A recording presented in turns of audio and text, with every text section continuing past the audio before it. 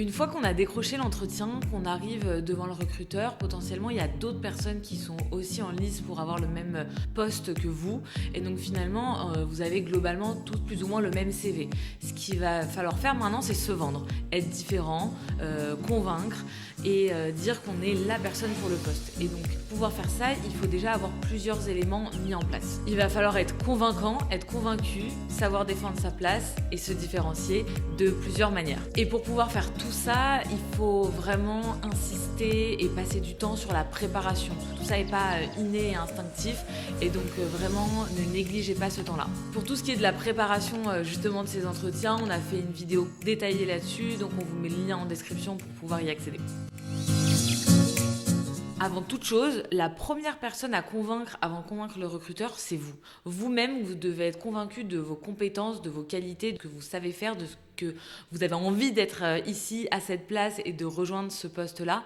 Donc, ayez cette posture et je suis persuadée que le recruteur en face va le recevoir et le percevoir en retour.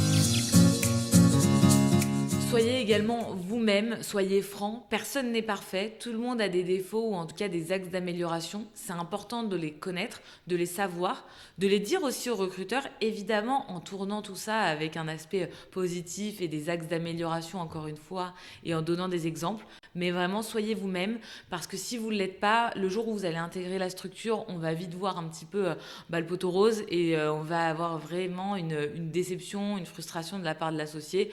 Et donc finalement, vous n'allez peut-être pas rester dans la structure, c'est peut-être pas nécessaire. Vous n'hésitez pas à parler de vos défauts, vous avez le droit d'en avoir conscience, de les exprimer et puis de les tourner en opportunité. Par exemple, si vous êtes quelqu'un qui n'est pas à l'aise à l'oral, c'est pas toujours la meilleure des choses pour un avocat, mais la première chose, c'est qu'il y a des avocats qui ne plaident pas, donc c'est pas forcément toujours nécessaire d'avoir une grande éloquence. Et puis la deuxième chose, vous pouvez ne pas être à l'aise à l'oral sur certains aspects, mais tout à dire que quand vous êtes sur des aspects techniques de votre matière précisément, vous savez prendre les choses en main. Et donc pour pouvoir être à l'aise à l'oral, par exemple, il faut que vous maîtrisiez à fond votre sujet. Et donc finalement, vous arrivez à dompter ce qui est à la base un défaut.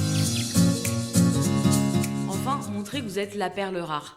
Montrer que vous êtes la perle rare, c'est pas dire je suis le meilleur dans tout, je suis capable de soulever des montagnes, c'est dire que vous êtes la personne pour le poste et que finalement le cabinet a besoin de vous pour satisfaire finalement toutes les exigences. Parlez donc des expériences qu'elles vous ont appris encore une fois, sur lesquelles vous aviez un petit peu des faiblesses et comment vous avez pu progresser. Et donc aujourd'hui, pourquoi vous êtes finalement vraiment apte à avoir toutes les missions qui sont écrites dans la fiche de poste. Et finalement, n'hésitez pas à faire le lien entre vos qualités d'une part et les compétences requises pour le poste d'autre part. Faites des ponts entre les deux. Et en fait, pour l'avocat qui sera face à vous, le recruteur, ça sera une évidence que vous devez être la personne recrutée derrière. Et surtout, je le répète jamais assez, mais donnez des exemples concrets pour appuyer vos éléments et vos arguments de votre CV. N'hésitez pas surtout à poser des questions, les bonnes au bon moment, respectez les timings, les moments importants de l'échange avec le recruteur.